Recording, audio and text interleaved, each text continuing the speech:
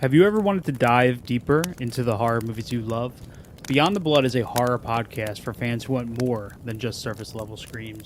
We do deep dives into the movies that shaped us, digging into director commentaries, behind the scenes stories, deleted scenes, and the special features that most people skip. Each episode is a love letter to the genre. We break down how these films were made, the creative risks that paid off or didn't, and the lasting impact they've had on the genre as a whole. From 70s slashers to modern nightmares, we celebrate the craft, chaos, and characters that keep us coming back. If you're the kind of fan who rewatches movies with the commentary on, or you simply grew up in the video store horror aisle, the Beyond the Blood podcast was made for you. New episodes every single week. Subscribe, and let's dig deep. Welcome to the Beyond the Blood podcast.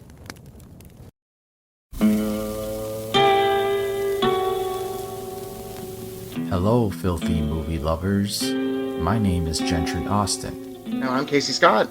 And we're the hosts of the Sin Syndicate, film podcast for something weirdos, anti-criterion bros, and Joseph Sarno aficionados.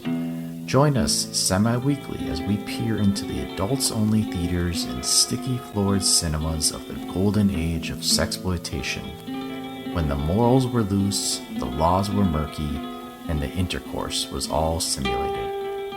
Find us now on the Someone's Favorite Productions podcast network.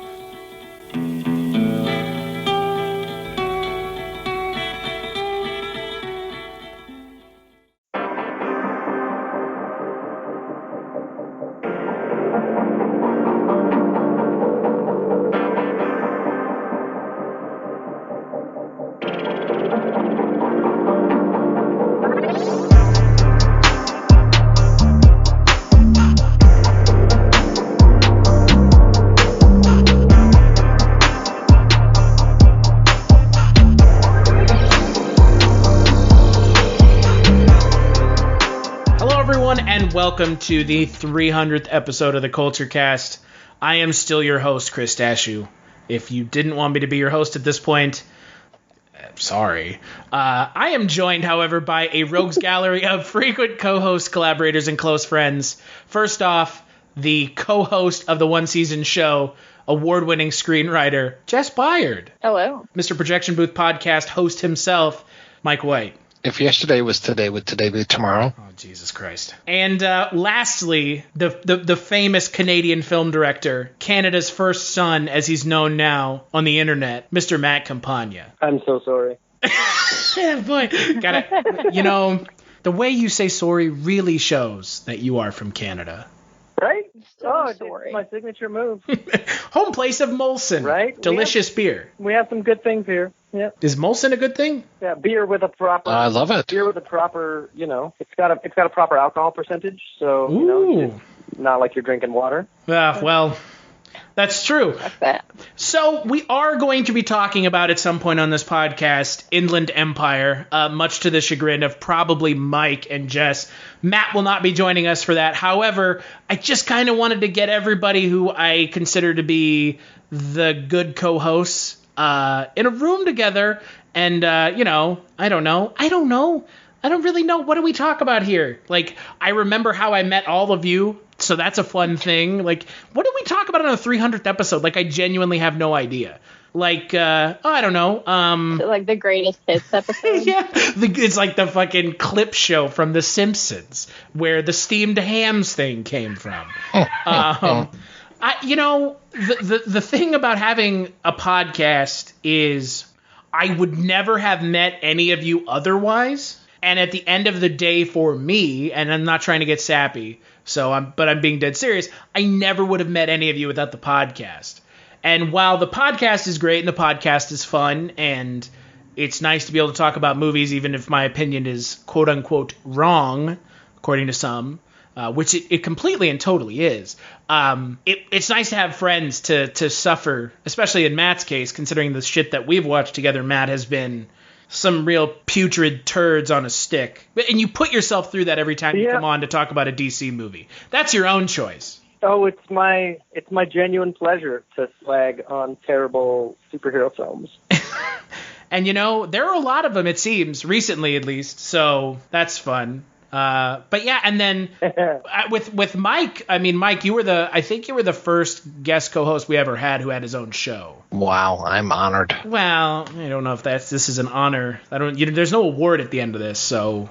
Oh, shoot. You're the most productive co-host. Well, I do appreciate you flying us all out to this room that we can sit in together. I forgot to tell you, now it is a saw trap, and only one of us can survive. So all the way to sunny Nebraska. Sunny Nebraska. I'm going to start sawing through my leg right now. Oh, it's not that saw. It's not from the good Saw Barely movie. It's from one of the Nebraska. Yeah, but you could only use a cob of corn. And yes, I mean, I'm actually trying to remember with Mike. I know the first podcast that you were on. That was the John Cusack barn burner. That is 2012. Oh my God, yes. Do you remember Disaster that? porn. Yeah, Yep. That movie was a fucking mess. But Matt, the thing with Matt is, and many of you who have not listened far back might know this, the first time I talked to Matt was actually in a more professional capacity. Do you remember that, Matt? Were we talking about me? Yeah, we were talking about your movie. Yeah. Six Reasons Why. I do remember that. Right? Yeah. Shit. Cool. Yeah, that was like 4 years ago, something like that, because we did Western Month, and then co-host John was like, oh, I really love this movie. I was like, I never heard of it. And that's when, I mean, I had more people to help me out with doing interviews and stuff, and you were like, yeah, sure. And then I think we just struck up a conversation after the fact, and now we're here, and just bad mouthing everyone else. We just have a good time, and I think that goes a long way. We have a good time at pretty much everyone else's expense. I don't know the balance on our podcast that you and I have done, Matt, but I want to say we've talked more bad movies than good. Oh, probably because we have a tendency to talk about Warner Brothers superhero movies, and yikes, they're on a tear. And Sony's making Spider-Man movies now, so those are going to be good. Yeah, that always turns out so well. Yeah, but that's the thing, that it really is the thing about doing this podcast that I do appreciate is everyone is. I think we all have a good time. At least I think I think you guys do. If you didn't, you wouldn't come back. I mean, I wouldn't have started a show. Exactly. Yeah, that's true. That's true. Because that's the thing. The only thing, Matt, that you don't have in common with Jess and Mike is you and I don't have our own podcast. Mike and I have our own podcast, and Jess and I have our own podcast. I can't believe you don't yet. I feel like you have to. If you want to be friends with Chris, you have to have a podcast with him. Not like because you say so. It's because the universe says so. That's just, yeah. This is the way it is. We're now having our own podcast, and we're going to call it the Great White Northcast. And it's going to be only about Canadian films. Well, it really helps. We'll only review Canadian film. Yeah. It helps cement the relationship. Yeah. It's like when you bring in a third. Whoa. Right? What? The elusive third. Oh, the unicorn, as they call it, at Lake Superior University. We're looking for a third, but just not a guy, okay? All single men stay away. No fatties, no femmes. No, yeah, dude. God, are we all on Bumble and Tinder and Craigslist, or is that just me? Oh no, I'm on Grindr. That's right. Never mind. What was I thinking? But and there were Mike Wallace was supposed to join us, aka Father Malone, aka Shorty 2 Dope, but he is not, because he's, I guess, busy doing something. Washing his tights is probably the answer he would give. So. Yes. Washing his tights. But yeah, I mean, again, That's an like, excellent reason. I do, like I said, I do really, I could not have gotten to 300 without y'all's help, because, and not to throw my mainstay co-hosts under the bus, but they weren't exactly the most reliable, but you guys are, so that's the best thing about all this. So. And we're interchangeable. Aww. Aww. And you know the sad thing is out of the three of you, I've only met Mike in person. I'm meeting so far. Matt and I were, what was it you said that time when I was in Toronto? Ships passing in the night. Ships passing in the night, my friend. Yep. Very close. Very close. I was there and you were not. So I was in your hometown. Yeah, you Stinking were it up. coming to my country, and I was going to yours. It was It's terrible true. timing. But when I went to Canada that time, I did not almost get arrested going across the border like I did last year when I went across the border. And they were convinced I was like a drug addict or something. I don't know. I guess you can't tell Canadian border crossing. You can't tell them that you're a writer is what you can't tell them. Because then they look at you and they're like, that's not a job. That's not a job. Yeah. That is what the fuck guy. do you mean you're a writer? That's what the border crossing guy. He was like, that's not a job. I was like, oh. I mean, he's right. Saying, I'm an eater. Nobody pays you I'm an for eater that. or a toothbrusher. Yeah. Well, I mean, come on. There are people in Canada who probably said that they make maple syrup for a living. So is that not a job? I had a friend who tried to cross, and he said he was an entrepreneur. And I was like, doesn't that mean drug dealer? I'm a self-made millionaire. So you smuggle drugs inside of your anus? Yes, actually. How did you know? I bring things to people. Exactly. Yeah. I bring veal sandwiches from Toronto to the great people of the United States. Boy. But yeah, it's Canada. That trip Toronto was a fun time. Too bad you weren't there, because Mike was. That's when I met Mike. So. That was many moons ago. Awesome. Eating Korean barbecue together. That was so yummy. Oh, nice. And then hoping and waiting that Orlando Jones would sit on my lap the way he sat on Mike's. 4 years ago today, apparently. Today? I think so. Holy shit. So I met you 4 years ago, like yesterday. Yeah. Holy shit. Well, yeah, like I said, I mean, 5 years of doing anything is a lot. I mean, I know, Mike, you've been doing this longer than I have, but boy. You won't see the engineer that slams the Nissan Rogue's door 13,920 times. Or the corrosive chamber that simulates 15 years of life in 5 months. Or the Rogue heat-baked for over 300 combined hours. What you will see is a vehicle that can take punch after punch and keep rolling. Nissan, #1 in new vehicle quality among mainstream brands by J.D. Power. We put it through the worst, so you get its best. For JD Power 2025 U.S. Initial Quality Study Award information, visit jdpower.com/awards. Awards based on 2025 model year. Newer models may be shown. Hello, my name is Kevin Tudor, and I'm one of the 3 hosts of Almost Major, a film podcast dissecting many major indie studios and the films they release. Every week, myself, Charlie Nash, and Bryden Doyle discuss overlooked, forgotten, or bona fide classic indie films via studio-specific miniseries. We've previously covered numerous films from Artisan Entertainment, Lionsgate Films, and New Line Cinema. Titles including The Blair Witch Project, American Psycho, Dogville, But I'm a Cheerleader, Saw, Requiem for a Dream, and Ringmaster. You know, the Jerry Springer film. Anyways, we have a fun time every week, and we hope you will join us. Subscribe to Almost Major wherever you get your podcasts. Now proudly a part of the Someone's Favorite Productions podcast network. I don't know about you, Mike, but I sometimes forget, about the movies I've done on podcasts. Like, oh yeah, I did that. I forgot about that shit. Yeah, I'll occasionally get emails where it's like, on this episode you said this, this, and this. I'm like, dude, what the fuck are you talking about? I recorded that 5 years ago. Yo, dude, Obama was in the White House then, and I don't remember anything past 2016. Uh-oh. Burr, burr, burr, burr. So, no, I'm right there with you. I know that we talked Alien at one point on the podcast, and now thinking back, I'm like, oh, why the fuck would I talk Alien on the podcast? That's a waste of time. So, no, I hear you. I'm trying to remember what Matt, you and I think the first podcast you and I did together was Return of the Living Dead. Podcast. Yeah, that sounds about right. Yeah, because I was like, I need to do some extra Halloween stuff, so. But the most memorable one to me is, swear to God, when we discussed the superior Ghostbusters film. You motherfucker. Ghostbusters Answer the Call. It's Ghostbusters 2016, and it's a bad movie. I mean, just because it's the best Ghostbusters movie doesn't mean it's a good movie. But you notice the silence here? So here's the thing. You can hear a pin drop. Here's the thing. Since you've opened this box again, because it happens every time we talk. Just because it's women, don't say box. Oh my God! Wow, motherfucker. No. I would like to ask Mike and Jess, because this is the only podcast you and I have ever disagreed on, Matt. Ever. What do y'all think of that Ghostbusters 2016 movie? You guys can't like it, right? Now, bearing in mind, and I'd like to preface it with this. Oh, I throw myself on the mercy of the court. Yeah. Yes, I would like to hear both sides. Yes, please. Okay, in between Ghostbusters 1 and Ghostbusters 2, all of Manhattan forgets about ghosts. And they seem to think the Ghostbusters are like children's entertainers and they were never in existential peril. Which to me means humans can't really keep in their minds the concept of ghosts. There are a few people who can, and they're the people who have become the Ghostbusters. But by and large, ghosts can't actually be remembered by humans in this world.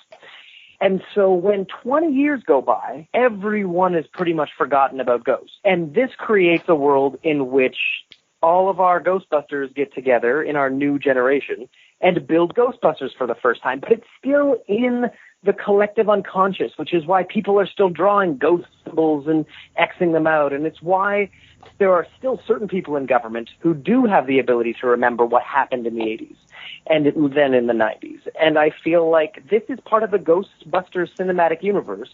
It's just very hyper-dense. There's a lot going on. And that is the first time anyone has said Ghostbusters 2016 hyper-dense. Hyper-dense. I'm sure Paul Feig said it. I mean, this is Matt Campagna's headcanon.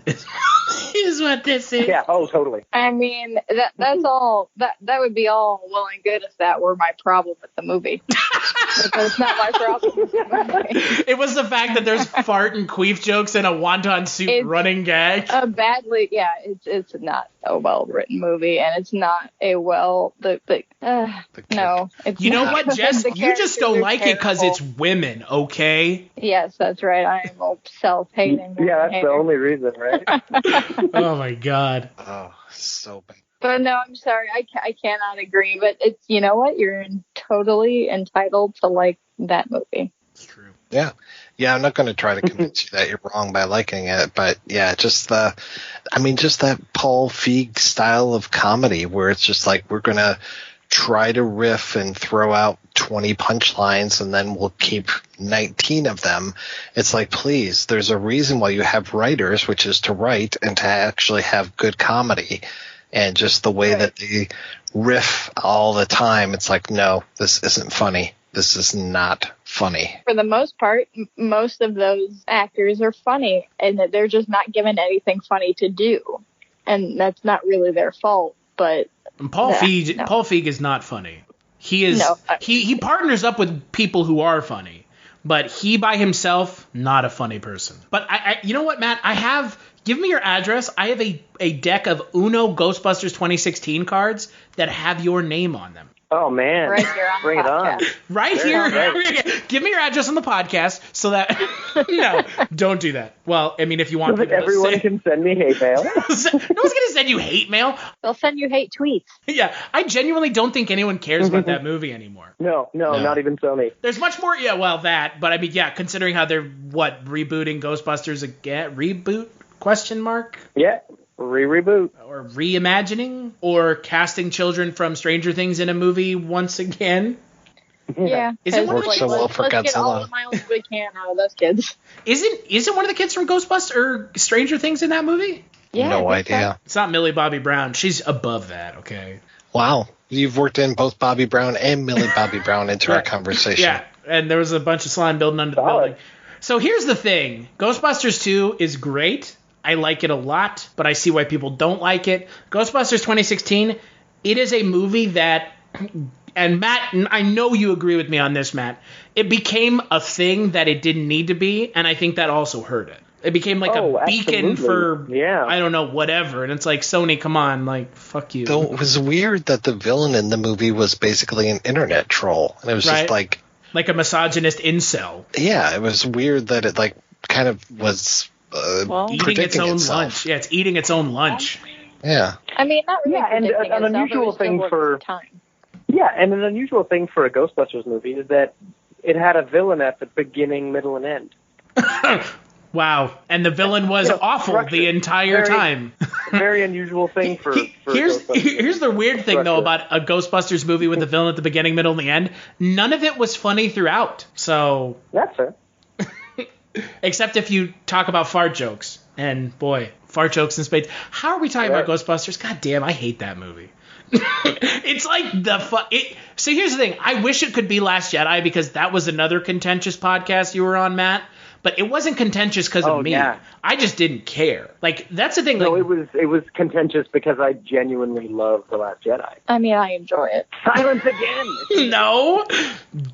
No, I mean, I'm not going to go to bat for that movie. But, I mean, I know a lot of people who will. No, that's fine. And then The Last Jedi is just going to undo The Last Jedi is going to undo everything that anyone cares about and completely shit the bed. So it's fine. Exactly. Well, and to be honest, if the ninth movie is somehow disappointing, then it means what happened in the eighth one led to just disappointment, which makes Did you me less say excited somehow about it. disappointing? Yeah. They're bringing I'm back expecting the Emperor ninth film in this Palpatine. series to be pretty good, which, thank goodness, like, that worked really well in the extended universe. So, you know. I'm hoping that it's not just Return of the Jedi, because I think that's what it's going. What do you mean? Return of the Jedi was just A New Hope. Yeah. I mean, I just want Ewoks. Is that too much to ask for? Caravan of Courage. Great live-action movies. So again, this was kind of our little, I don't know, like just talking about whatever. So spending 20 minutes doing this. So yeah, 300 episodes. That's a thing that happened.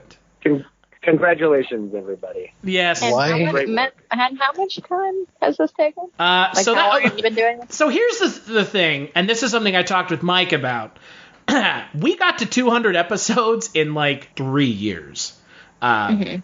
Because at the beginning, I was doing 2 podcasts a week, 2 movies a podcast. It was a lot. It was a lot. It was 2, and then on top of that, there were interviews for like every single podcast. And then each podcast had a guest on it. So some of those podcasts, the early ones, are like 5 hours long. I don't remember how long the Hannibal podcast is that you were on, Mike, but I think that was like 5 hours, something like that. It was a long one, yeah. Yeah, and then the Freaked podcast was like 8 hours long. And then we did a Saw podcast that was broken up into 3 parts. So, oh my God, wow. Yeah, it was, those were the Wild West times of the podcast. Like it was too much. Like it was I know it was too much now. Like I could never get anyone to commit to that now. There's no way. Well, I mean, I forgot to tell you guys, you're all invited to do Star Wars episode 1 through 9 before the new movie comes out. We're going to do a podcast on that.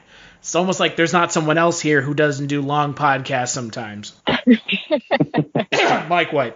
And Mike, what was it? You did a 7-hour podcast on one movie though, right? Yeah, on Conan. Jesus Christ. You could say Brad deserves it. I mean, you could say we also talked about. You won't see the engineer that slams the Nissan Rogue's door 13,920 times. Or the corrosive chamber that simulates 15 years of life in 5 months. Or the Rogue, heat-baked for over 300 combined hours. What you will see is a vehicle that can take punch after punch and keep rolling. Nissan, #1 in new vehicle quality among mainstream brands by J.D. Power. We put it through the worst, so you get its best. For J.D. Power 2025 U.S. Initial Quality Study Award information, visit jdpower.com/awards. Awards based on 2025 model year. Newer models may be shown.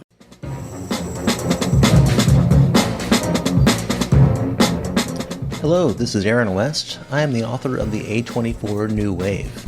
In this book, I look at A24's output and I make the argument that we are in a new wave movement right now. A24 plays a major role. This book has a supplemental podcast where each episode is a brief conversation about an A24 related topic, whether an actor, director, or even a genre. As I continue research for the book and conduct interviews, I expect to record podcast episodes with people involved with the company. You can find the podcast at cinejourneys.com or wherever you find podcasts, and we are proud to be members of the Someone's Favorite Productions podcast network. Conan the Destroyer and the Conan remake, but it was primarily dedicated to Conan the Barbarian. I was about to say, I don't think anyone wants to talk about that Conan remake. Not even the people who made the movie. Little Red Sonja. Oh my, yeah, Bryan Singer. Oh God.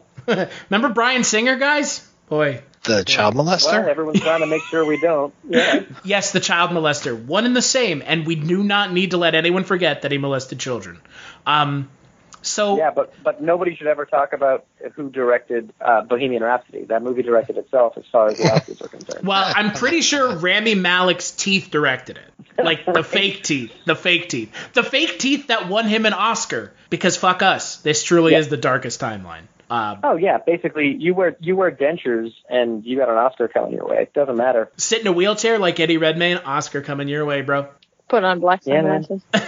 Blacks. Oh yeah. Or just mildly look like Ray Charles. Yeah. At least Jamie Foxx sang in Ray. Yes, Yeah. that's true. Yeah. And if you're a truly beautiful actress, if you act ugly, in other words, if you have a makeup department that can make either Charlize Theron or Halle Berry look not like A-list movie stars. Right, but Monster is good. Fair, but it's really the makeup. It's really the makeup that makes it or breaks it. What's the what isn't the one with Nicole Kidman with the big nose? Didn't she win an Oscar for that? The Hours. Yeah, that one. Fake nose wins me Oscar. I mean, apparently that Joker movie, Joaquin Phoenix is going to get an Oscar for it, guys. Because he lost some weight. Yeah. I mean, count it right here. Did he? September 4th, 2019, I'm predicting it. Joaquin Phoenix is going to win an Oscar because the Academy is too stupid not to give it to him. We got to stay hip, the guys. Academy Awards is the Academy Awards isn't exactly a benchmark of No, quality. of nothing. Yeah. It is a benchmark of being out of touch. It is like 20 years behind reality because the Green Book won, guys. The Green Book. Don't remind me. Well, I just did. But yeah, so I don't remember what we did for the 100th episode. I know what we did for the 200th episode because Mike was here. Holy shit. You were here for the 200th episode. Do you remember what we did? Nope. End of Days. Oh, God. The movie that was shot through a fucking mud filter. Oh, yeah. You know what? I do remember what we did for the 100th episode. We did Planet of the Apes 2001. Oh. Yeah. That movie is a spectacular failure. Things get very apocalyptic when you guys, whenever you guys have the chance to pick something round. It's like, oh, we're hitting 100. Let's do something apocalyptic and terrible. Oh, boy. Why are we doing Zack Snyder's 300 on this episode? That's what I want to know. That's just like taking candy from a baby. But I know Matt will go to bat for that movie because I think last time we talked, you did. It's pretty much the only Zack Snyder movie he's done that I like. I like his remake of Dawn of the Dead. Yeah, but that's because James Gunn wrote the script. Yeah. And James Gunn is a child molester too, right? Watchmen, I think, is a pretty great adaptation of an unfilmable comic book. It's a hell of a shot, and I like parts of it. I think it's varying degrees of successful, but those are the only two things Zack Snyder's done that I'm into. I mean, I can't wait for him to do an Atlas Rising movie or whatever. Is that the prequel to Atlas Shrugged?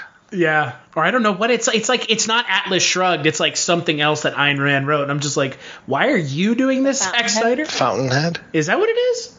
Be it's cool not if you did Anthem. Yeah, be cool if you did Anthem. It'd be 45 minutes long. It would be cool if Zack Snyder just didn't make anything. Yeah. I mean, at the end of the day, Zack Snyder is Michael Bay, but not self-aware. Michael Bay at least has the wherewithal to know, I blow shit up and people like it. Okay, Zack Snyder's like, I'm elevating this. This is much better than it needs to be, because Superman needs to kill people in his first movie. Thanks, man. Yeah, Zack does not really know how the DC universe works, and unfortunately, it seems neither does Goyer. Neither does anyone who's working on the DC universe. I mean, we're getting like 8 different things now. There's Joker, which is DC Dark, or what the fuck it's called. Like, that's now its own thing. And then the DCEU that doesn't exist anymore. Depending on how this goes. Yeah. Robert Pattinson's like, I'm going to be in with Joaquin. Never mind. No, I'm not. I can't spoil it because it may not even happen. So. Yeah. Fucking God. But, you know what I thought about doing for this podcast before, because it was kind of, I'm not going to blame Jess because it was my idea as well. We had the conversation. She's like, you should do this. And I was like, yeah, it's a good idea. Sure, why not? No, I did not say you should do this. What I said was we were talking about David Lynch movies, and I said I've never watched Inland Empire, but at some point I probably should. And you said, well, that's what we're doing. A week later. Oh, right. Yeah. No, you're right. That was a conversation. So it's my fault. I take full responsibility. We should have done Godzilla 1999. I don't know. I think it's totally normal for someone to mix up at some point at a milestone. That makes perfect sense, Chris. I mean, here's the thing. We should have done Godzilla 1999.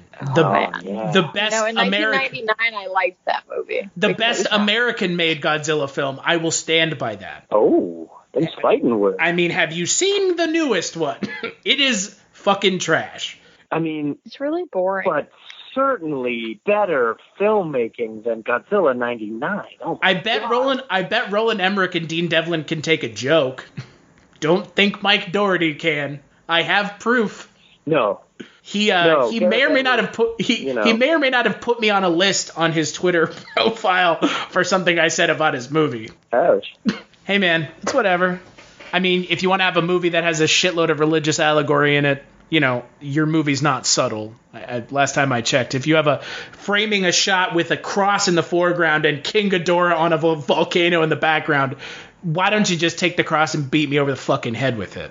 So, the movie's bad. I mean, did anyone like Godzilla 2014? Is that a thing? Like, I love Godzilla movies. I mean, I like Godzilla a lot, but not American-made Godzilla, unless it's got Matthew Broderick. I mean, I went to the movie theater, and I saw the 2014 one, and there were some cool Godzilla moments, and I left the theater, and then I really didn't think about the movie anymore, so... Yeah. They don't really leave much. Yeah, I thought the 2014 one and the new one had the advantage over the 99 one in that it looks like Godzilla. Oh no, I'd much rather watch the 1999. That went a long way for my. You'd much rather watch the 1999 one than the newest one? Yeah. Yeah. I can at least be entertained by it. It's fun. It's stupid. It's got like 3/4 of the cast of The Simpsons in it. Like, what the fuck? Yeah. Just as a point of fact, that came out in 1998. Oh, oops. Oh, well, so I was 8. All I know is about Puff Daddy going, "Come with me," with the fucking Jimmy Page guitar in the background. And Yokero Taco Bell? Oh, man.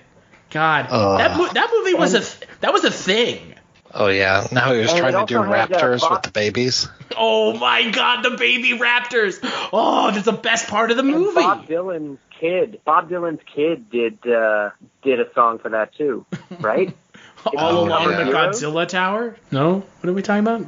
Bob Dylan? Like Bob Dylan? No, Bob Dylan's kid. Oh. Was the lead singer of a band. I can't remember what the band was. Was it Jacob Dylan? Jacob Dylan, that sounds about right, yeah. Shit.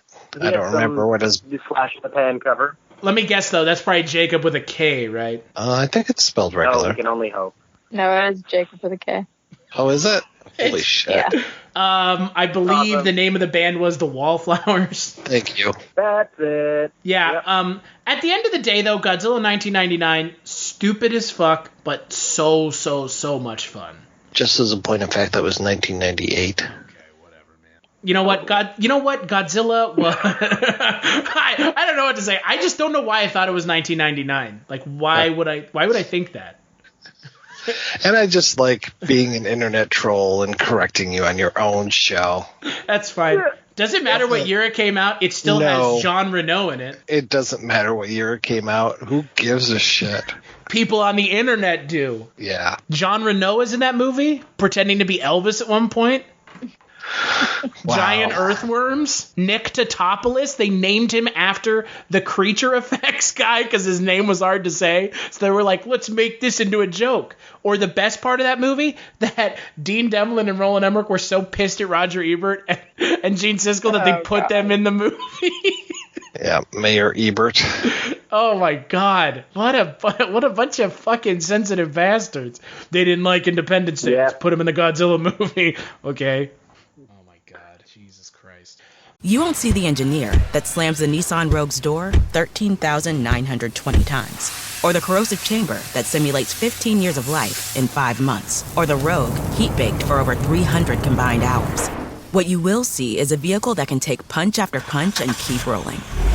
Nissan, #1 in new vehicle quality among mainstream brands by J.D. Power. We put it through the worst, so you get its best. For JD Power 2025 U.S. Initial Quality Study Award information, visit jdpower.com/awards. Awards based on 2025 model year. Newer models may be shown. The audio commentary. It's a dying art form, but here at One Track Mind, I, your wonky yet affable host Ryan Luis Rodriguez, analyze film through the prism of these embryonic forms of podcasting, one audio commentary at a time. Masterpieces, crapster pieces, live action, animation, cult classics, films literally no one has ever heard of. No track is too small and no track is too big. Join me and my guests from the entertainment world as we keep these features alive every other Tuesday. Hey, who else is going to discuss Bill and Ted's Bogus Journey one week and Citizen Kane the next? Us, that's who. Sure, you have to put up with my voice, but there's a certain give and take in this industry. That's One Track Mind, part of the Someone's Favorite Productions family, and available wherever you get your podcasts. Well, yeah, so 300 episodes, so that's why we're here, and that's the thing. So, Matt, I probably should let you go. I was going to say, I think it's time for me to take my leave while you guys discuss what will no doubt be as monumental as the 200th and 100th film. And we can only hope that the 400th film will somehow rise to the challenge. The 400th... You know what we should do right now? We should pick what the 400th movie is, because whatever it is, at this point, if it's by a fucking Survivor tribe vote, is going to be something just fucking... Like, it should be that fucking movie where the kid does blackface to get into college. You know what? Mike knows what I'm talking about. Oh, Soul Man. Soul Man? Oh, boy. Or I would do Suburban Commando again, because I love that movie, but we've already done it. I would do Soul Man for the 400. Yes. There you go. Soul Man. So you can get Ray Don Chong. Yeah, it is sealed. That's what's happening, man. So if we're still here in, what year is it? 2019. If we're still here in 2021. 2029. 2020, 10 years. Whoa. Yeah. I'm taking a real fucking sabbatical. If we're here in 2021 or 2020 or however the fuck long ago it is from now, 2021, we'll talk about Soul Man, a movie that if you don't know what it's about, you'll never be able to unknow what it's about when you're done. So that's what we're doing for the 400th episode. So Matt, I will let you go. Thank you so much for taking a little bit out of your time tonight. My pleasure, guys, and I will be happy to update you on the various TIFF films as I hit them up. Are they showing? Joker will be one of them. So. Are they showing Joker? Yes. Of course they are. One of them. Jojo Rabbit's going to be there. I'm excited for that. That's Taika's new one about Nazis, and it looks hilarious.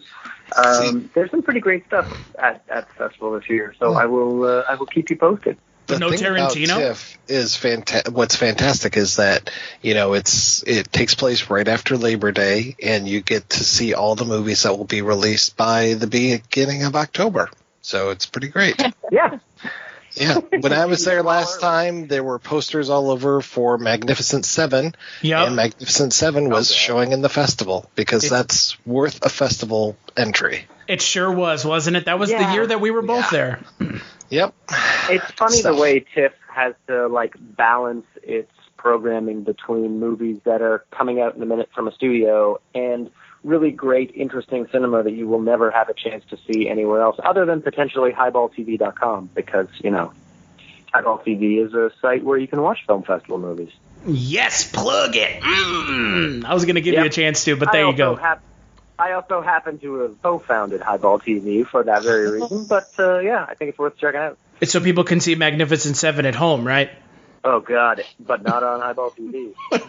Anywhere but here. My platform doesn't support Empire. Bum, bum, bum.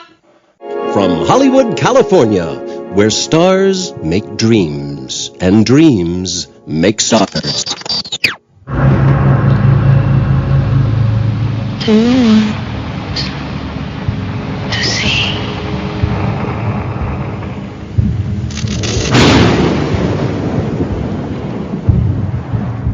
You have a new role to play, I hear. Up for a role? No, I definitely heard that you have it.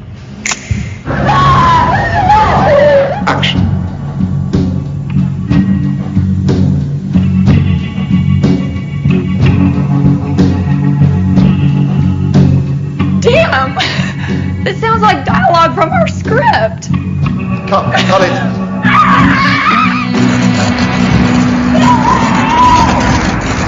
What the bloody hell's going on? Is this good? Oh, please. Our producers know the history of this film, and they've taken it on themselves not to pass on that information to us. Purposefully. Something's wrong. Do you love me? It's a story that happened yesterday, but I know it's tomorrow. Don't you remember anything? How it was?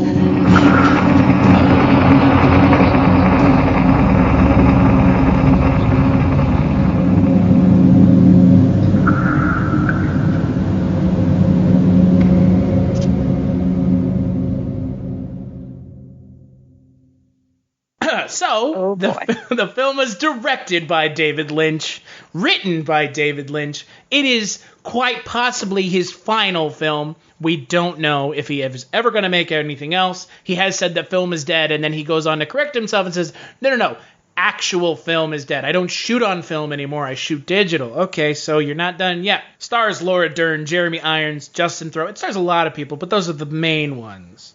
And if I tried to give a synopsis for the film, I think I would be trying to explain a film that's not this one. Because this is postmodern art. Yeah. In film form. So, with that in mind, Jess, if we're talking David Lynch again, I'm sorry. What did you think of was it your first time watching Inland Empire, right? Yeah.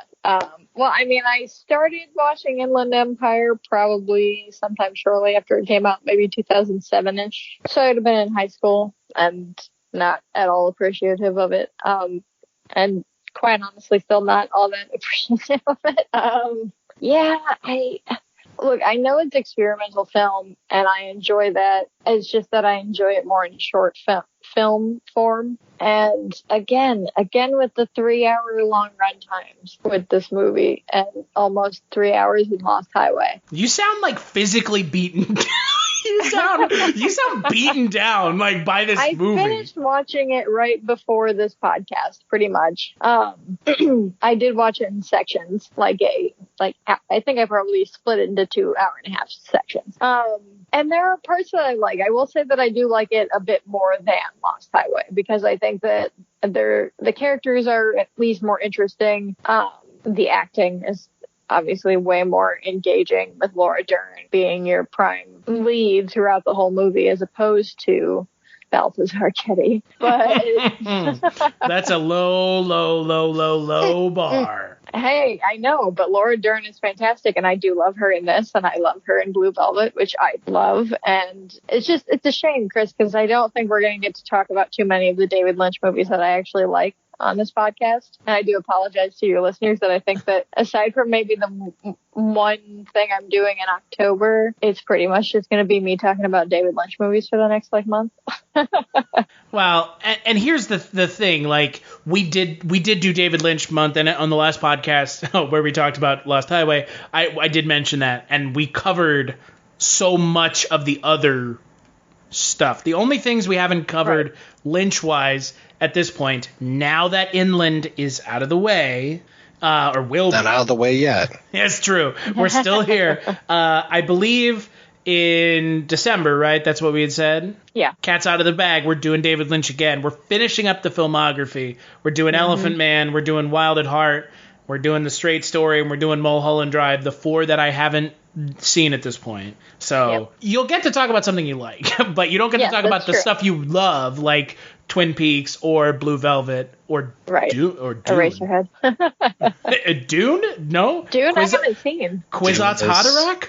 Dune is one of my favorite films ever. Is it really? Just rewatched it again last weekend. Yep. Did you know that he is the Kwisatz Haderach? He is. How can this be? How can this be? Oh my God. Yeah. No, we're doing Elephant Man, Dune, Wild at Heart, The Straight Story, and Mulholland Drive. That's right. Because December is a long, long month. So, so you will get to talk about David Lynch movies that you love. I promise. Yes, that's true. Or haven't at least seen. So, speaking of that, Mike, I'm curious, before you give me your thoughts, did you, like Jess and I, have to watch this movie piecemeal? Well, I was very fortunate. The first time I saw this movie, I saw it at the theater. So I got to sit through the entire thing in a theatrical experience, which made it look a lot less like garbage compared to the version that I watched over the weekend and then again today. Because, man, oh man, did it look terrible. Yeah. Yeah, I thought that those scenes were going to not be throughout. Like, I watched this movie a long time ago, and I didn't remember it looking this bad. Well, you probably watched it in, 2008 or so? And then something like that, yeah. At that point, I mean, what he showed... You won't see the engineer that slams the Nissan Rogue's door 13,920 times. Or the corrosive chamber that simulates 15 years of life in 5 months. Or the Rogue heat-baked for over 300 combined hours. What you will see is a vehicle that can take punch after punch and keep rolling. Nissan, #1 in new vehicle quality among mainstream brands by J.D. Power. We put it through the worst, so you get its best. For J.D. Power 2025 U.S. Initial Quality Study Award information, visit jdpower.com/awards. Awards based on 2025 model year. Newer models may be shown. Hello and welcome to Tumbleweeds and TV Cowboys. My name is Hunter. In this podcast, I'll be joined by a different guest each week to discuss a classic Western movie or TV show. I've been a fan of classic Westerns for as long as I can remember, and in recent years, they've become very nostalgic for me. I love the aesthetic, the tropes, and I love seeing different filmmakers' takes on them. At their best, they're incredibly entertaining, rewatchable, and some of my all-time favorite movies are Westerns. We'll mostly focus on Western movies made in Hollywood, but we'll also be covering spaghetti Westerns, and one thing I'm very excited to get into are Western TV shows. I've got some amazing guests coming on the show, film professors, historians, and podcasters. And Tumbleweeds and TV Cowboys is part of the Someone's Favorite Productions podcast network, and many guests on the show will be from other shows on the network. Thanks for listening. I'm on a Sony Handycam, so it wasn't that far dated at that point, so it probably didn't look quite so shitty. But yeah, watching it tonight really, wow, that's a style. It's just not one I like. And yeah, I did end up watching it in chunks over the weekend, and then again today when I watched it. Actually, tonight, just so you know, Chris, my appointment got canceled, so I ended up coming home at 6 o'clock, starting the movie, and I was just wrapping it up as we were starting to record. Yeah, so I actually watched it twice as well. I mean, you're saying you watched it twice, right? Yes. Okay. Yeah, I watched it twice as well. I mean, not counting the 2007 time. Right. So. Yeah, this would have been similarly my third time now. It is a movie that, oh, Jesus. Like, it's not bad. Like, because I don't think calling it bad is really fair. It is a film that, and we've said this before about other directors' films, it requires your full and undivided attention.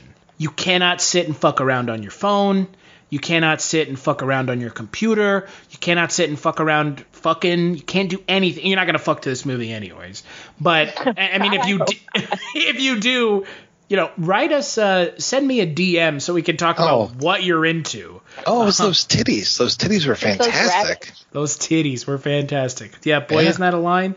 The rabbits. Yeah, it was the rabbits.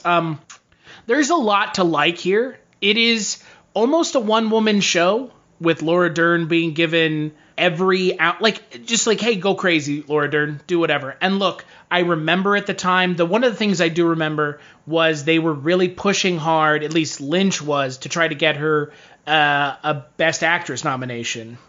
And honestly, I would say she did, if we could go back in time, and again, we were just shit-talking the living hell out of the Oscars, but if you could go back in time and nominate her, it would make more sense than, and I can't believe that this was a thing. I don't even remember this, and you guys are probably going to be like, wait, what? That was a thing? Ellen Page got nominated for Juno. So, right. Oh, yeah. Right. So, I mean, look, this is the Laura Dern show from the get-go. And whether or not her character is real in the film is up for debate. But it's such a character piece.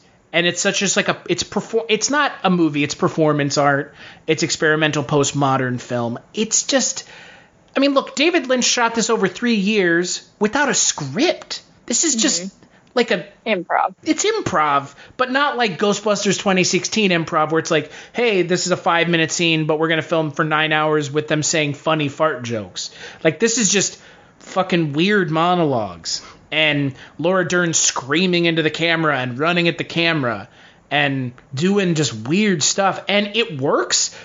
I don't know if it works because it's David Lynch or if it works because Laura Dern is such a good actress, or maybe a mix of the two. I think it's definitely a mix of the two. I think that, like, I find the Laura Dern, David Lynch filmmaking relationship really interesting. And I find Laura Dern's career really interesting. And I think that, like, movies like this, that, like you know, like we said, that it's experimental. There's not a lot of, the narrative is very loose. It's more like a dream. Like, this is pretty much Laura Dern has like an epileptic seizure-induced fever dream for 3 hours. Is how I kind of viewed it, with, at least for me anyway. And I think that he brings out something in her, like in her acting ability, that you don't get to see in other performances. And I think, like, here, she's just totally let loose. I mean, so many people only know her from one thing.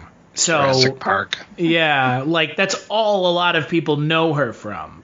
Which is unfortunate, because she's such a good actress. Like, I'm not saying Jurassic Park is a bad movie. Frankly, it might be one of the best films from the 90s. But she is such a good actress in everything else you'll see her in, that when you watch Jurassic Park and then you watch something else, like Blue Velvet, like Inland Empire, you're like, that's the same actress who...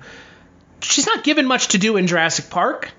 Well, and in this, you see Wild at Heart. Yeah, well, exactly, which I haven't seen, so I can't comment. I'm sure she's great in that, because, again, she's great in everything. Everything I've seen her in, Lynch or not Lynch, she's fantastic. But I think you're right, Jess. I mean, she completely just, her and Lynch, something special. The only thing, actually, I take this back, the only thing I've seen Laura Dern in that was not good, something we recently just talked about, fucking Last Jedi. What a shame. What a waste of her in that movie. But her with Lynch is fantastic. Mike, were you saying something? Nope. Okay. I was going to complain that Admiral Holdo should have told him the plan. Just tell him the plan. I swear to God, Mike. Tell him the plan. I mean, hi, I'm Mike White, and I am professional internet troll Mike White. Look, man, the Holdo maneuver? Fuck you. Fuck you, internet. God.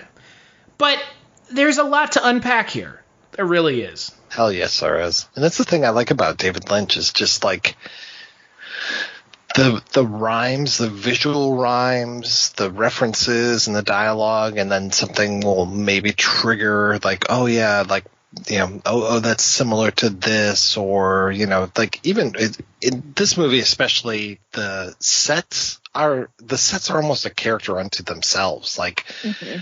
And the locations are so important in the way that they either tie together or don't tie together. I mean, we're jumping from wherever, Los Angeles to Poland, with basically like her holding her hands up over her face and then pulling them down, and now they're in Poland. And it's just like, okay. And just trying to figure out where you're at spatially is such a challenge, but it's a good challenge. It's a challenge I'm up to.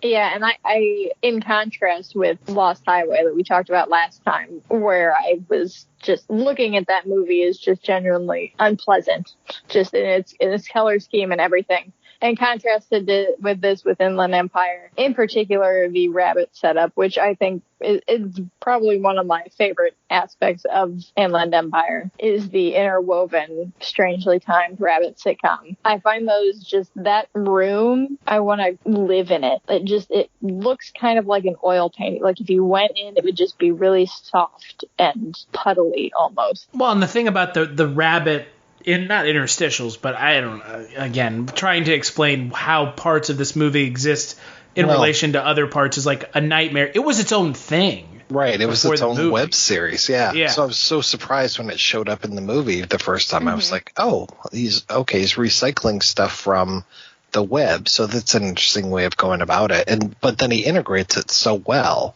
that you would never know that it was a separate thing. Right, it feels like it should be there. Yeah, and it makes sense in the context of everything that's happening, because there's stuff that they talk about that is almost, well, it's not almost, again, it's very, if David Lynch is sitting here trying to say, well, I shot it without a screenplay and, you know, scene by scene, I believe that, but at the same time, the Rabbit web series existed before this came out, and it had to have influenced this in some form or fashion, because there are narrative through lines. On it. Yeah. Oh, yeah. I mean, we talked about that last week with Lost Highway, with the Twin Peaks connection. Exactly, yeah, the Twin Peaks universe, and then, I mean, this movie in many ways, like I said with Lost Highway, and it's such close relationship to Mulholland Drive. This movie, I think, you know, definitely echoes Mulholland Drive in a big way, and it's interesting because it's like him sort of doing a little bit of a retrospective, a little bit coming through and doing a different side of Mulholland that I really enjoy, and that's where I think Laura Dern shines the most, where she gets to have those individual scenes, like her standout monologues and her just total emotional breakdowns. Not only would I say that it's a retrospective of that, but even talking again about the locations, like the location, I guess I'll just put it, the one where we see the prostitutes the most, not on the street, but the house there, it so reminds me of Ben's pad in Blue Velvet. And I'm not sure exactly why that is, but every time they go to that location, I just picture like the kind of, I guess they were like heavier prostitutes sitting on the couch in the back, and then Frank and Ben and the boys are up in the front. But it just feels like it's shot from that same distance. Oh, absolutely. I can see that. And I mean, the Rabbit website, the Rabbit background has a lot of Blue Velvet feelings towards it. I mean, like, you won't see the engineer that slams the Nissan Rogue's door 13,920 times, or the corrosive chamber that simulates 15 years of life in 5 months, or the Rogue heat-baked for over 300 combined hours. What you will see is a vehicle that can take punch after punch and keep rolling. Nissan, #1 in new vehicle quality among mainstream brands by J.D. Power. We put it through the worst, so you get its best. For J.D. Power 2025 U.S. Initial Quality Study Award information, visit jdpower.com/awards. Awards based on 2025 model year. Newer models may be shown. Hey, this is Jason Kleberg from the Force 5 podcast, a show that forces a guest to come up with a movie-themed top 5 list topic, and then we reveal our picks on air. Top 5 heist films, top 5 tearjerkers, top 5 movie dogs. Every show you'll be asking yourself, what would be on my list? Guests include directors, screenwriters, actors, podcasters, musicians, authors, and even a professional wrestler. Subscribe to the Force 5 podcast, and you won't just be a listener, you'll be a list nerd. The Force 5 podcast, available wherever you're listening now. That weird place that Dennis Hopper, you know, takes Kyle MacLachlan, where they're all hanging out and everybody's just sort of waiting around. They have that same sort of dingy color that just feels so worn and lived in. Well, and I saw a lot of Lost Highway in this movie. Mm-hmm. Just, I mean, like, it. While there are scenes like the ones y'all are talking about, there are a lot of scenes devoid of any style. And that is Lost Highway as well. Like, not style, but like devoid of anything. Not exciting. Like, it's a lot of, like you mentioned last week, Lost Highway is very drab. And that's intentional. Right. And a lot of this film falls under that same category. I mean, the first act, the first hour of this movie is not drab, but as soon as she goes through the door marked Axon N, it completely just goes off the rails and becomes that's when like the stream of consciousness part of the film starts. But before that, it's almost just like a normal narrative. I mean, you have characters just sitting talking to each other. Like, I mean, yeah, you know, there's nothing weird going on. I mean, you know, Grace Zabriskie shows up and starts saying, you know, kind of have these weird monologues, but like, it's kind of just, up until she goes into that door, it's kind of just like not generic, but what I expect from David Lynch when he's like not doing his. Yeah. Yeah. Though you've got that weird framing device of the prostitute. Sure. And the way that she and the John are blurred out, and then going from black and white to color, and her are sitting on the edge of the bed watching TV, and then we actually get to see parts of Rabbits, parts of Grace Zabriskie, just a bunch of stuff on that TV set. I mean, and then we keep going back to her. It's almost like it's her story for a while. I would say it's her story throughout. Yeah, though somehow Laura Dern is also the protagonist of that thing, and then we never know if it's necessarily an act, if it's being shot as a movie, or if it's real life. And then I don't think Laura Dern even knows what it is. So the way I interpreted the film was that the prostitute, it's like Lost Highway. She is playing out something in her own head. And unlike Lost Highway, where it's, you know, trapped in a physical space, being prepared to be murdered, it is her, like, trying to erase the sins of her past and move past where she is as a person. And that's the Laura Dern character. I mean, at the end of the film, Laura Dern kills the Phantom, and who just looks like the prostitute's pimp, right? At least that's what I thought. And so that's the way I interpret it, because Laura Dern's character disappears at the end. Mm-hmm. But again, I mean, like, that's the thing about David Lynch. He has said, I'm not going to tell you what it's about, because A, it's not about anything in his mind, but B, he doesn't want to dissuade people from finding their own meaning in his films. Right. For me, I was watching this and I was talking to my husband, and it was during the scene where one of the women just kept asking, who is she? Who is she? And I think that, like, just overwhelmingly, if you're looking at the core David Lynch filmography, like Blue Velvet, this movie, Eraserhead, just Twin Peaks, all of that, there's the common thread of the mystery woman. And I think that harkens definitely back to, like, you know, the story that he tells of his childhood about he and his, I think, brother were walking down the street, and they saw this woman going down the street, and she was badly beaten. And, you know, that happened in, I think, the 50s or whatever. And I think that everything that he does, I think, calls back to that. And there's a lot of his transcendental meditation influence on this, especially being 2006. Like, he was definitely far into it by then. I mean, I don't know how long he's been actually involved in that, but it seemed to me that it's like this mystery woman who has to, like you said, Chris, who is trying to, like, conquer sins of her past, or just kind of, like, purge these feelings, or these bad things that she did, or things that may have happened to her, so that she can kind of be reborn. And her as this actress, you know, that's being the perfect career for her to be reborn into these different roles, which I think then leads to her, you know, creating this fantasy world. I mean, it's another fugue state.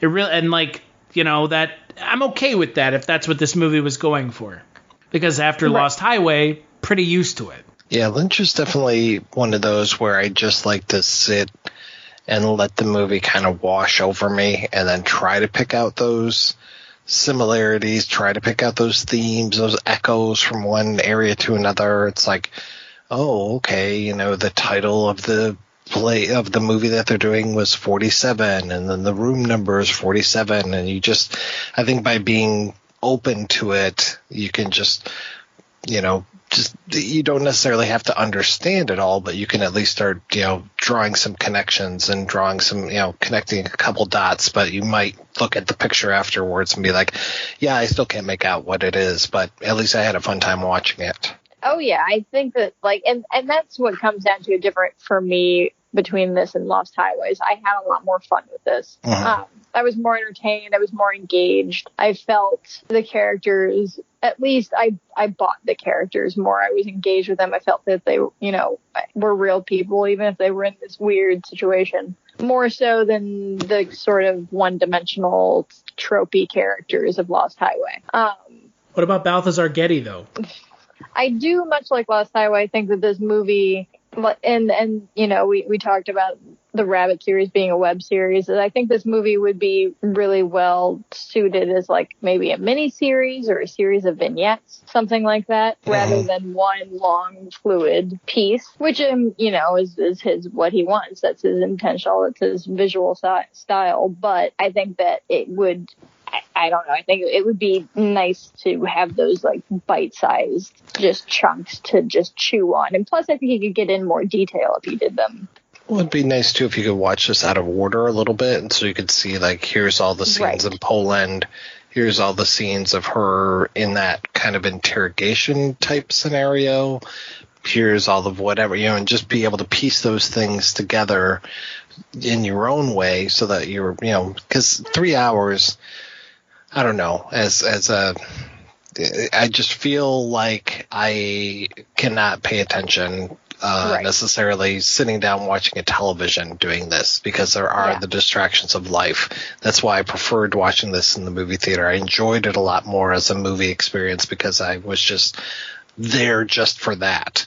But yeah, otherwise it's like, okay, if I could click through it and be able to just see some of these things and then juxtapose them the way that I wanted, oh, that's cool. Right. And yeah, like you start to get, in any 3 hour long movie, fine, you probably start to get antsy. And this movie, you start to get lost, and the second you start to look away, then you missed something. Yeah, exactly. Something drastic. And yeah, I just think having those chunks to like you said, move around, be malleable, just, engage with more would be, and that's just me, I guess, more as a fan being like, I want more time with your work, I guess. But that's a testament to the movie itself. It's neat to see too how he was kind of experimenting with some things, and here that he would then bring back in like Twin Peaks: The Return with like the Penderecki music and stuff. And I was like, oh, okay, that's nice. Like as I heard that music, I was like, oh, that's really similar to that Hiroshima song that he used in the 8th episode of the show.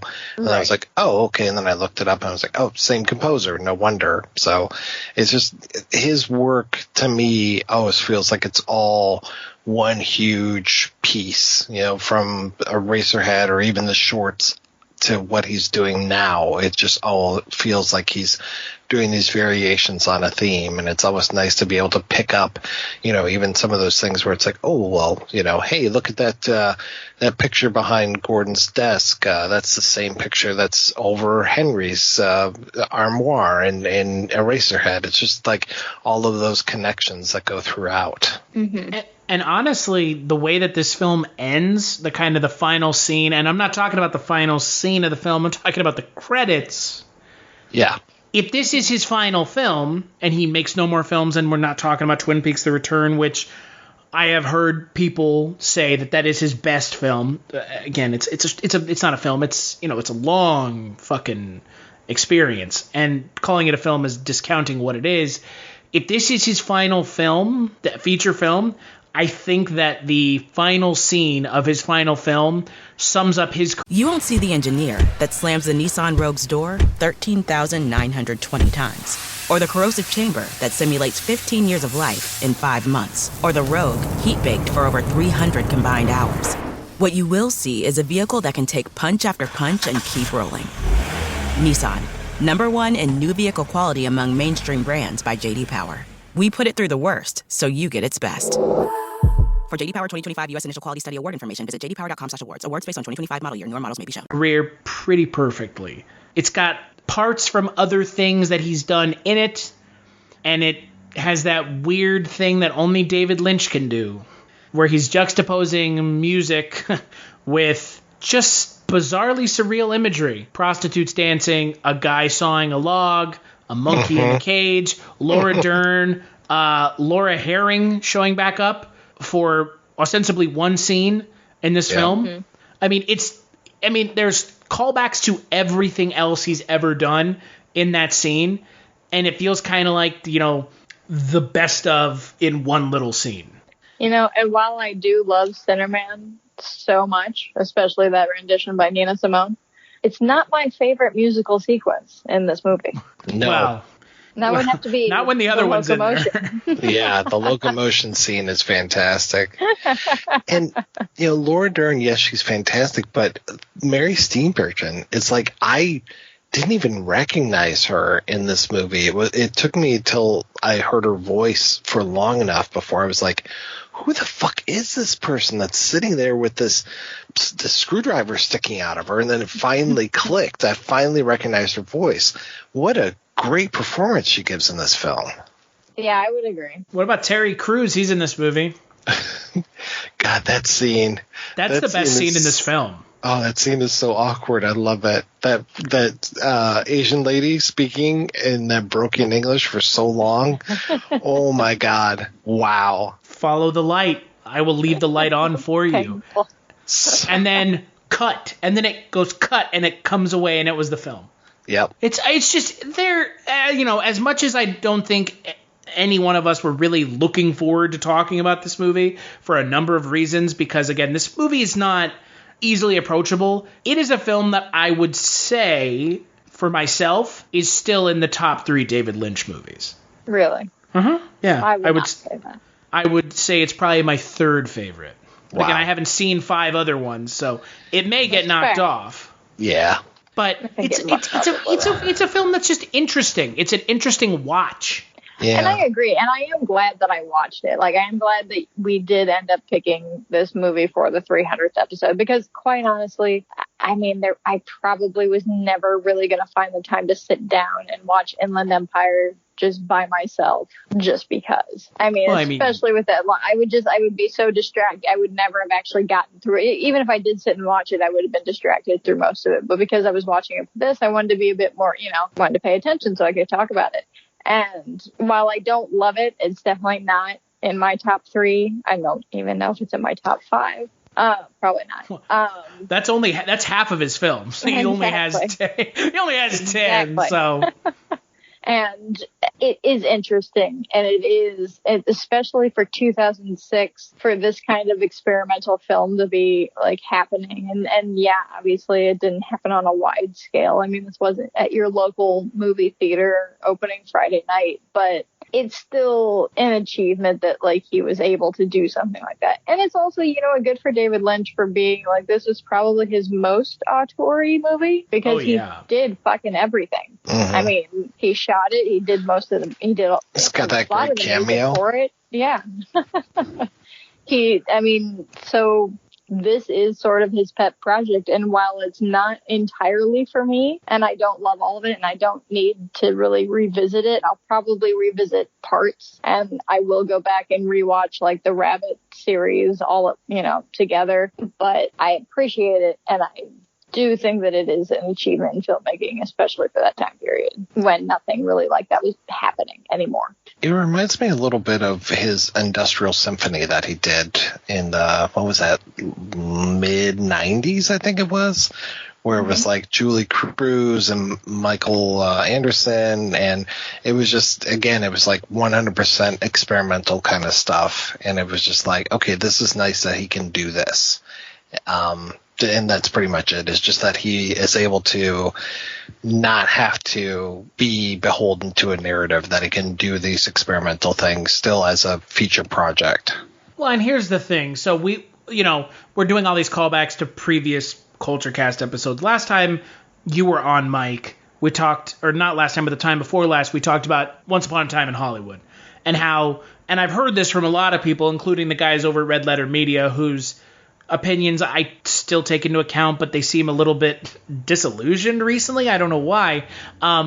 They talk about how Tarantino movies are an event now. We haven't gotten a David Lynch movie in 13 years. Right. Like, these movies, if another one ever comes out, which I don't know about y'all, but I hope we get something else. I mean, look, Twin Peaks: The Return, if that's how he goes out of his career and he's done, is Twin Peaks: The Return. It's a damn good way to end your career. Hell yes. But if he releases another film, that will be a fucking event. Oh, absolutely. I guarantee it. Especially for people that love film as much as, you, me, any of us who have been on this podcast, anyone who loves film and knows about David Lynch, that will be an actual event. Oh, I mean, we have, so I live in Ohio, and in Columbus, there's a theater, and I think it's called Studio 35. I might be wrong on that. But one of the guys who does some programming there has been programming a David Lynch series, and he's actually been working, like, he brought Ray Wise and to the theater, and is going on tour now and doing all these different David Lynch retrospectives at different theaters and things like that. So hell yeah, I mean, things like that are already happening in little spots all over the country. And if he actually came out with another feature-length film, it does not matter how long it is. People will go see it. Well, the thing is, like, look, I think as much as I like Twin Peaks: The Return, I know a lot of people I know who watched Twin Peaks: The Return as the first thing they ever watched of Twin Peaks. Oh, that was so wrong. Like, that was Twitter when that was Twitter when that show came. Oh, yeah. And I was just sitting there thinking to myself, like, not trying to be a dickhead, but y'all are fucking dumb, first off, because you should not have done that.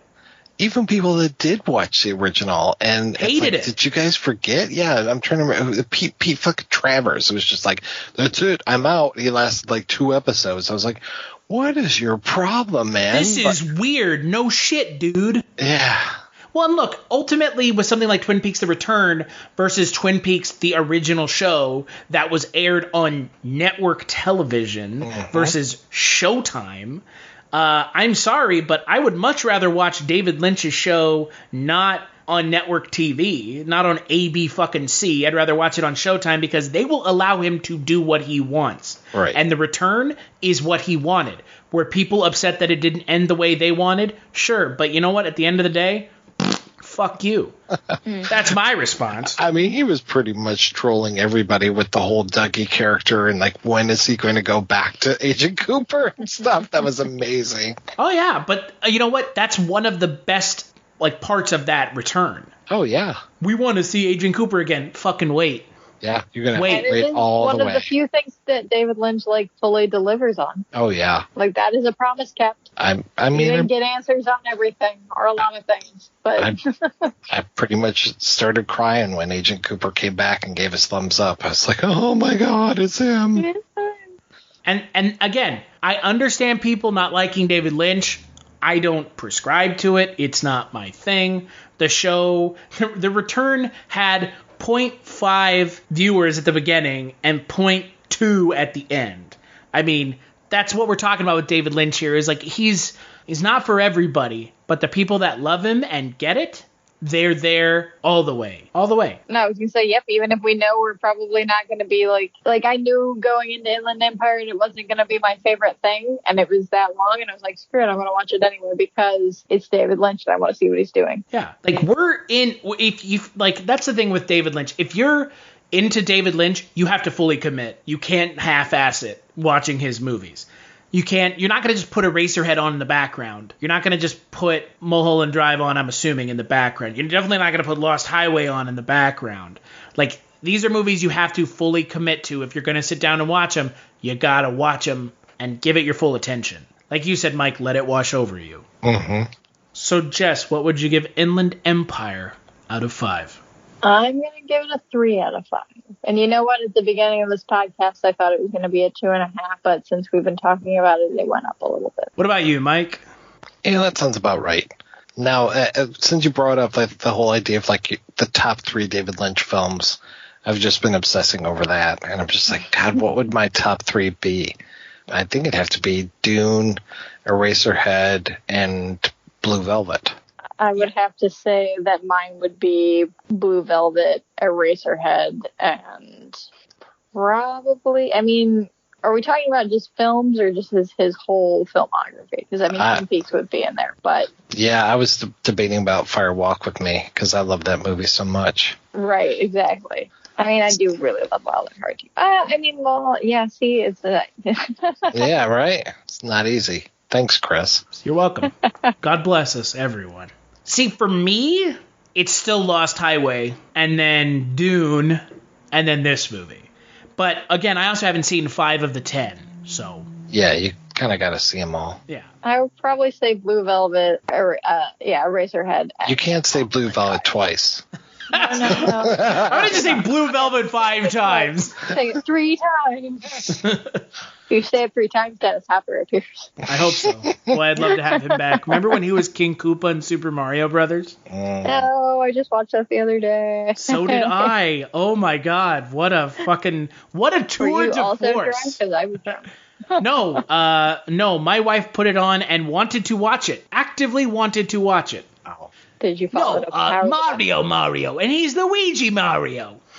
It's just a fucking... Mike, you've never even seen that movie, have you? No, I haven't. Wow. Too bad we didn't choose that for the 400th episode. There's still 350.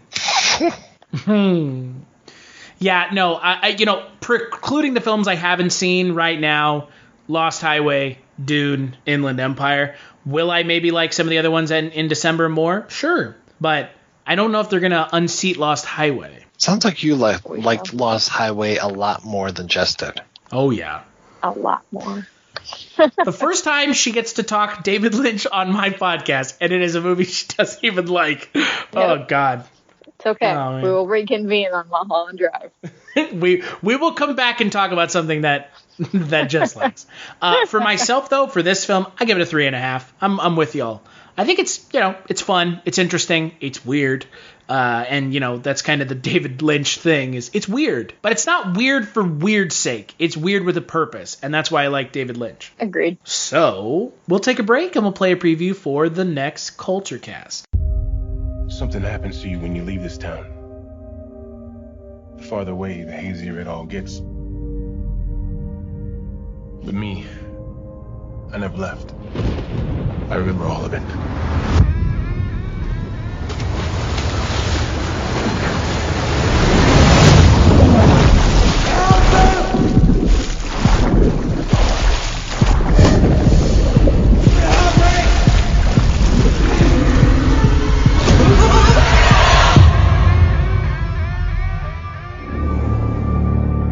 To the losers.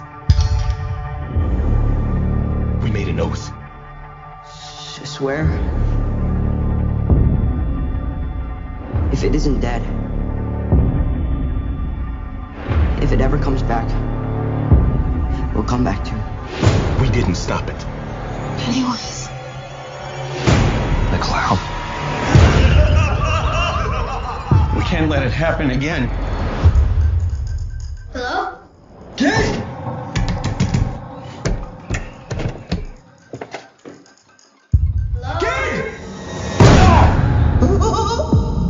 Hello.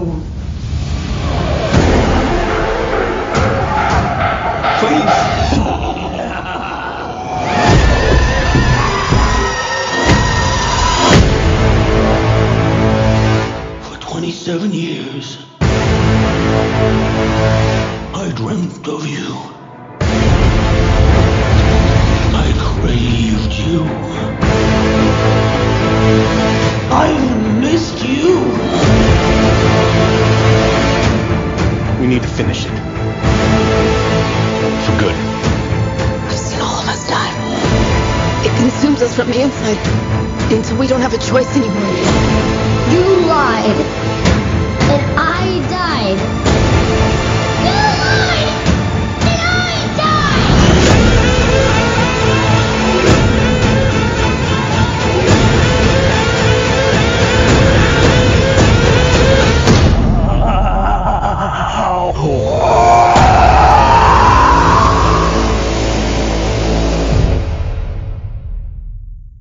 That's right. On the next Kulturecast, we're going to be talking about It, Chapter 2. Oh, boy. Scary clowns are scary. I can't wait. Yes, I can't. I know you can. I can wait. The tables will be turned this time coming. Yeah, I did not like it. I did. Uh-oh. Oh, geez. And yeah, Jess, you're going to be joining me. Matt may be joining us. We're not sure yet. Who knows? But until then, where can people find you, Jess? You can find me on Twitter at writer Jess Byard, and you can find me on a little podcast called The One Season Show that I co-host with you, Chris. And we talk about shows that only lasted one season. And we are about like halfway through Werewolf 1987 right now. So that is where we're at. You can catch up with our 2 episodes that we have out. Third one is coming soon. It's the Incredible Hulk with a werewolf instead of a Marvel character. Pretty much. That's how they probably sold it. Yeah, and Chuck Connors. Sort of, maybe. Probably not. For a while. Pay me more and I'll come back. Pay me more, I'll come back. Oh, jeez. Where can people find you, Mike? They can find me and you, Chris, over at the Kolchak Tapes, which is a podcast we do, in case you didn't realize, all about the Night Stalker, Carl Kolchak. And we're nearing the end of that. Yeah, and then I won't have anything to do. Oh, bullshit. more like we're starting something else, and if Barney Miller is still at the top of the pops, we can't make that joke because Jimmy Savile. if Barney Miller's still at the top of the quiz, I guess that's what we're doing. Who's Jimmy Savile? Oh, don't even start. Is he the child molester? He sure is. The British child molester. All right. You seem to have a lot of child molesters on your show. Yeah. What? None of them on this one. None of them have ever been on this show. Oh wait, no, that's my friend Josh Hadley. Sorry, yeah. Ooh, what? Jesus, throw some shade. Oh no, one of his co-hosts actually ended up being convicted of child pornography. Christ. Mm-hmm. All my former co-hosts have dropped off the face of the earth, so I guess I should consider myself lucky. He had a real moral quandary as far as, like, do I keep the old episodes up? No, delete them. No. Fuck, man. Moral quandary my fucking ass. Get the hell. Yeah, that's just, if anything, to save your own face, just get rid of that. Ooh. Delete them all, and then you apologize in the next podcast you do and say, I didn't fucking know. Yep. Jesus Christ. Yeah. Oh, God, that's just... If there's anyone on this podcast that I've ever had on here that's a child molester, I didn't know that they were one when I had them on. That's a podcast is taking a dark turn. Yeah, it's a good sound. Darkest timeline, folks. The 300th episode of the Kulturecast is now the last one, pending child molestation accusations against unnamed co-host. No. You can find me on Twitter, casualty_Chris. Like Mike mentioned, I do a podcast with him on Kolchak. I do a podcast with Jess on One Season Shows. I also do a podcast with Father Malone, who could not be with us this evening, on Chronicles from the Crypt, which is a Tales from the Crypt podcast.